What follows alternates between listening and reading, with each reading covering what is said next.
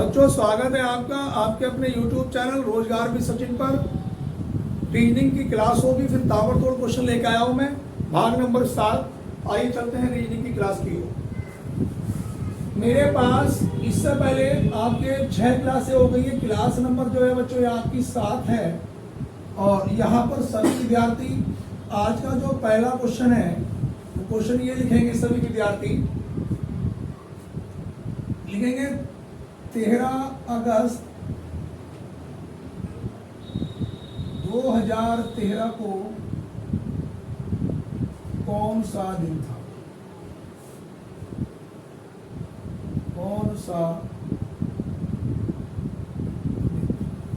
बच्चों क्वेश्चन ये है कि 13 अगस्त 2013 को कौन सा दिन था। आइए चलते हैं क्वेश्चन की ओर। मैंने आपको बता रखा बच्चों कि अगर 1999 से बाद की बात है तो हम 2 अंकों की संख्या लेते हैं। अगर 1999 से पहले की बात है तो हम 2 अंकों की संख्या लेते हैं लास्ट से, और बाद की बात है तो हम 3 अंकों की लेते हैं सैकड़े। 2013 की बात अगर मैं करूंगा भैया तो ये 1999 से बाद की बात है, तो इकाई, दहाई, सैकड़ा, और जहां पर 0 बन जाएगा सैकड़े की जगह वहां पे हम लोग 1 ले लेंगे, 113। अब जो ये संख्या निकल के आई इसे हम 4 से भाग करेंगे।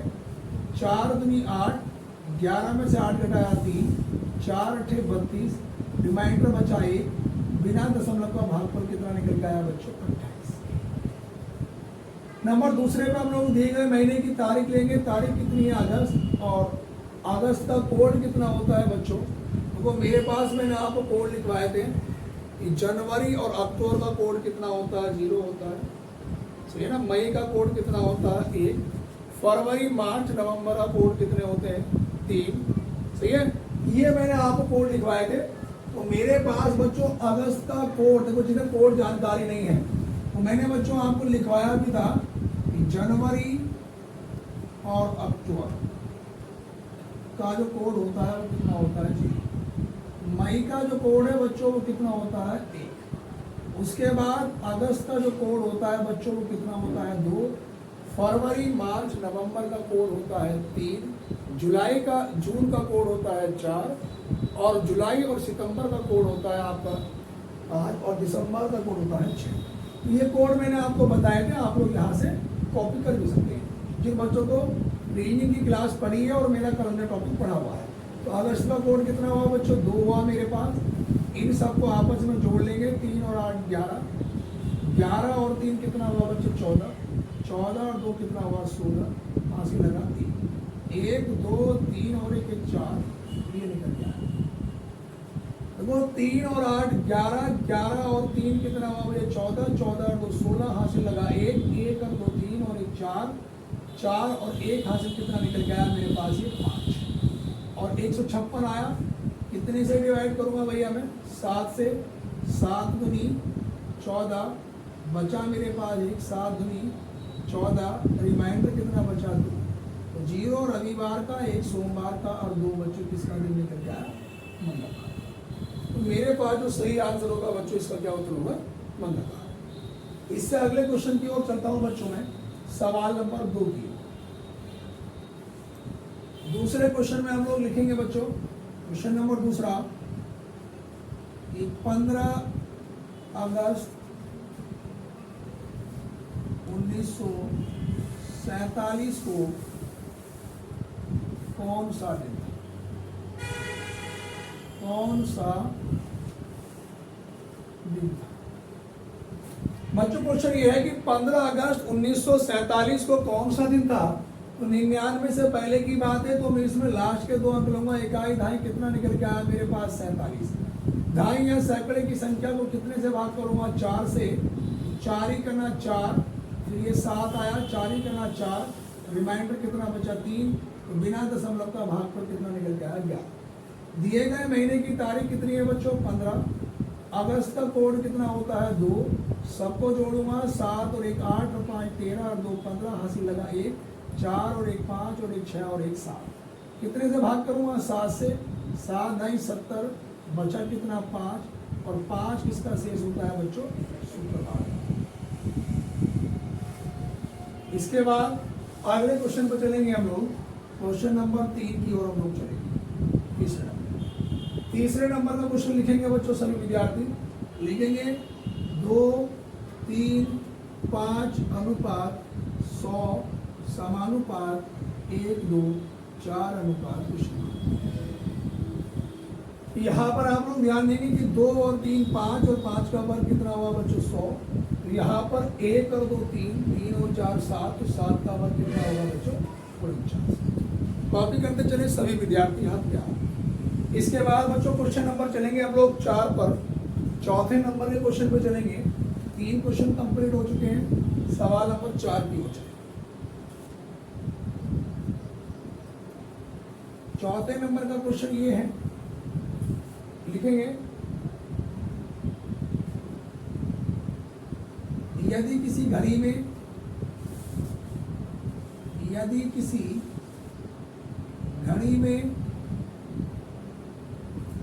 10:40 हो रहे हैं, यदि किसी घड़ी में 10:40 हो रहे हों तो घंटे और मिनट की सुइयों के मध्य कितने डिग्री का कोण बनेगा।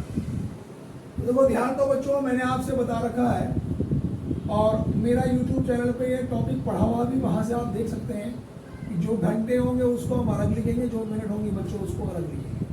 घंटे को हर बार कितने से गुणा करते हैं 30 से, 10 दिया 30 कितना आया 300, और मिनट को गुणा कितने से करते हैं 11/2। 2 के पहाड़े से कटा 25 बार, 25 ही करना 25 का 5 हासिल लगे 2, 25 ही करना 25 और 2 27। मैंने आपसे बताया था वैल्यू इधर की हो या इधर की बड़ी हो, मैं इन दोनों के बीच का क्या लेता हूँ बच्चों अंतर लेता हूँ, और अंतर कितने डिग्री का निकल के आया 25 का, वही मेरा आंसर होगा। दोबारा फिर सुनेंगे बच्चे, जो भी घंटे होंगे उनको हम अलग लिखेंगे, जो भी मिनट होगी उसको अलग लिखेंगे, और घंटे को हर बार कितने से गुणा करते हैं 30 से, और मिनट को गुणा करते हैं 11/2 से। 10 या 30 ये 300 आया, गुणा करेंगे 11/2 से। 2 से कितनी बार कटा बच्चों, कि काटने में थोड़ी गड़बड़ होगी। अगर 2 के पहाड़े से बच्चों अगर मैं इसे काटूंगा तो ये मेरे पास कितनी बार कटेगा 20 बार कटेगा, और यहाँ पर काटने में गड़बड़ हुई थी, और 11 की गुणा 2 से करूंगा तो ये बच्चों 220 आएगा। कितना निकल के आएगा, है ना बच्चों 220। अब हमें 300 और 220 के जो बीच का जो बच्चों अंतर लेना है वो कितने डिग्री का होगा 80 डिग्री का। तो बात समझ में आ रही है। पहले काटने में गड़बड़ कर दी, 2 के पहाड़े से 40-20 बार कटता है, 11×22। बात क्लियर है। आगे चलेंगे क्वेश्चन नंबर 5 की। 5 नंबर के सवाल पे बच्चों हम लोग चलेंगे, लिखेंगे लड़कों की एक पंक्ति में राम बाएं से 10वें स्थान पर है और श्याम दाएं से 20वें स्थान पर है। लड़कों की एक पंक्ति में राम बाएं से 20वें स्थान पर है और श्याम दाएं से, राम बाएं से 10वें स्थान पर है और श्याम दाएं से 20वें स्थान पर है। जब ये दोनों आपस में अपने स्थानों की अदला बदली कर लेते हैं तो राम बाएं से 20वें नंबर पर हो जाता है। राम बाएं से 20वें नंबर पर हो जाता है तो पंक्ति में कुल कितने विद्यार्थी हैं। तो देखो समझो, मैंने बताया था कि लड़कों की एक पंक्ति में राम बाएं से 10वें स्थान पर है और श्याम दाएं से 20वें स्थान पर है। बच्चों जब ये आपस में अपने स्थानों की अदला बदली कर लेते हैं तो राम बाएं से 20 नंबर पर हो जाता है। पहले कितने नंबर पे था 10, 20 हुआ तो कितना और बढ़ा बच्चों ये 10। तो अगर कुल पूछेगा कभी भी, मैंने आपसे कई बार बताया है कि जो जितना बढ़कर हो गया वो नंबर, अब राम का नंबर 10 नहीं रहा, कितना हो गया 20, और प्लस दूसरा वाला ऐसा का ऐसे ही, और बच्चों माइनस का 1, 40 माइनस 1 कितना हुआ बच्चों 45। कितना हुआ 45। इसके बाद क्वेश्चन नंबर 6 को हम लोग लिखेंगे बच्चों, छठे नंबर के सवाल को लिखेंगे। एक पंक्ति में ए बाएं से 20वें स्थान पर है और बी दाएं से 10वें स्थान पर है। एक पंक्ति में ए बाएं से 20वें स्थान पर है और बी दाएं से 10वें स्थान पर है, और इन दोनों के बीच में 3 व्यक्ति बैठे हैं। इन दोनों के बीच में तीन व्यक्ति बैठे हैं, सी कोमा ए के तुरंत बाएं बैठा है, सी कोमा ए के तुरंत बाएं बैठा है, तो सी का दाएं से स्थान क्या होगा यदि ए बी के दाएं में हो। अब सी का दाएं से स्थान पूछा बच्चों, तो हम लोग काउंट करेंगे 10, 3 इनके बीच में हो गए, 10 और 3 13, और एक ये 11 और एक ये बच्चों 12, तो सॉरी 10 और 3 13, 13 के बाद एक ये 14, 14 और एक 15, सी का दाएं से स्थान क्या होगा 15। फिर दोबारा सुने भैया, इसका नंबर कितना है इधर से 10, तो 10 तो मैं काउंट करूंगा, 10 और 3 इनके बीच में होगा 13, इसके पड़ोस वाला जो होगा क्या होगा 14 और एक क्या होगा 15। उसके बाद क्वेश्चन नंबर चलेंगे बच्चों हम 7 की, 7 नंबर के सवाल पे हम लोग चलेंगे बच्चों। 7 नंबर में क्वेश्चन नंबर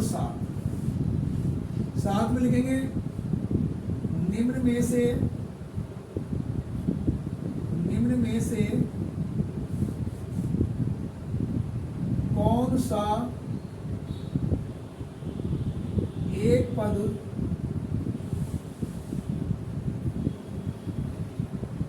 गलत है, निम्न में से कौन सा एक पद गलत है। आप लोग लिखेंगे 0, 4, 17, 48, 100, इसके बाद 180। क्या बताना है, निम्न में से कौन सा एक पद क्या है गलत है। अब बच्चों देखो बोर्ड में आप लोग ध्यान दो, मैं आपको पहले भी बता चुका हूं, अगर हमारे पास किसी भी क्वेश्चन में स्टार्टिंग 0 से हो जाए तो उस क्वेश्चन में 99% बच्चों वर्ग या घन का संबंध जरूर होता है।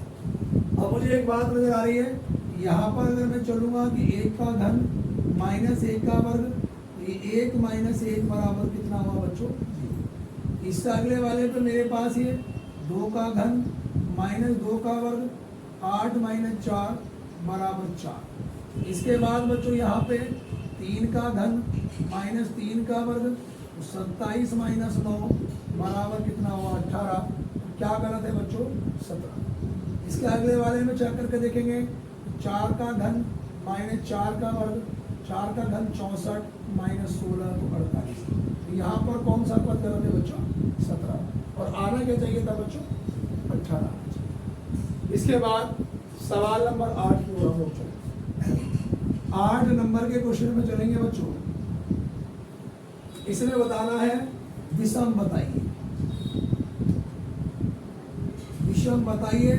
विषम का मतलब ये है बच्चों, आपको जितने भी विकल्प दे रखे होंगे उनमें से कोई एक अलग है, वो हमें बताना है। तो मेरे पास ए ऑप्शन है 21, बी ऑप्शन है 28, सी ऑप्शन है 25 और बच्चों डी ऑप्शन है 23।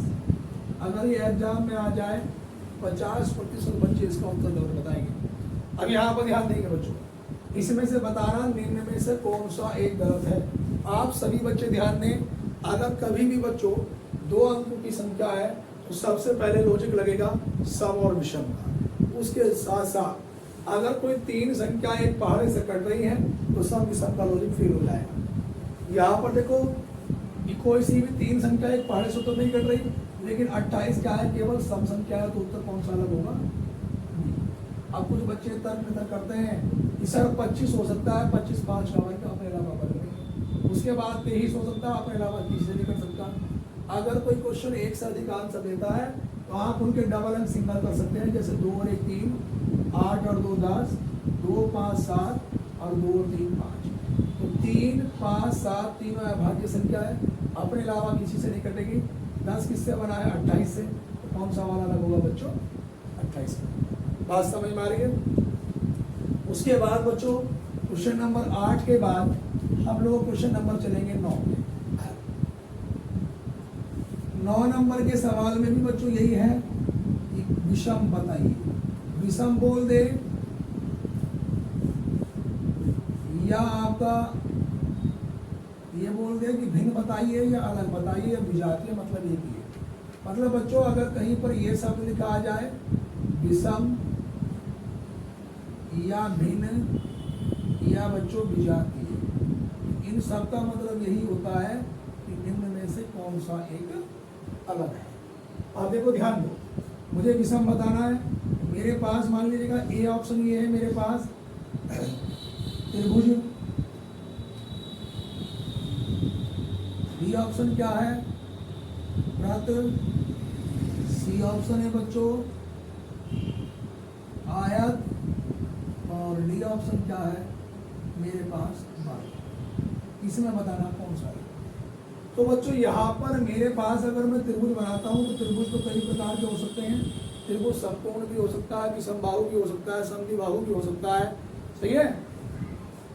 अब व्रत जो है मेरे पास, व्रत ये होगा, व्रत में भुजाएं नहीं होती है, परिधि होती है, व्रत की परिधि सी बराबर 2 पाई होता है बच्चों। और मेरे पास आयत क्या होता है, जिसकी आमने सामने की भुजाएं क्या होती हैं, बराबर होती है। वर्ग क्या होता है, जिसकी चारों भुजाएं बराबर। इनमें तीनों में, इसमें भुजाएं हैं, इसमें भुजाएं, इसमें भुजा नहीं होती। तो कौन सा अलग हो गया बच्चों, व्रत। इसके बाद में सवाल नंबर 10 पे आऊंगा बच्चों। 10 नंबर के तो क्वेश्चन पे आप लोग चलेंगे बच्चों। 10 नंबर के सवाल में आप लोग लिखेंगे,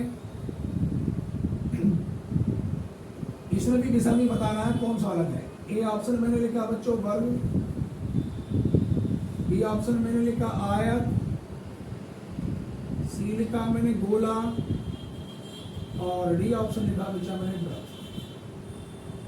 अब इसमें बच्चा कंफ्यूज हो जाता है। तो वो आप जब मैथ्स में पढ़ते हैं तो मैथ में 2 प्रकार की आकृति होती है, 3D और ये 2D। 3D और 2D। अब यहाँ पर ध्यान दो बच्चों, मेरे पास 3D और 2D आकृतियों में संबंध क्या है। तो आप ध्यान से देखेंगे, 2D आकृति जो आती है वो क्षेत्रफल के अंतर्गत आती है, और 3D आकृति जो आती है वो वॉल्यूम के अंतर्गत आती है। मतलब ऐसी आकृति जो समतल पे बनाई तो जा सकती हो, लेकिन प्रॉपर रूप में उसकी कोई भुजा ना दिखाई दे, तो वो कहलाती है 3D आकृतियों में। अब देखो ये मेरे पास अब क्षेत्रफल के अंतर्गत वर्ग भी आता है, क्षेत्रफल के अंतर्गत आयत भी आता है, और व्रत भी आता है, लेकिन गोला किसके अंतर्गत आता है, आयतन की। इसे मैं कहूँगा ये आकृति किसमें आती है बच्चों, 3D में। तो बच्चों आज के जो 10 क्वेश्चन कराने थे कंप्लीट हो चुके हैं। बाकी भैया कल कराएंगे आप लोगों को, और ज़्यादा से ज़्यादा वीडियो को शेयर करें, चैनल को सब्सक्राइब करें। धन्यवाद।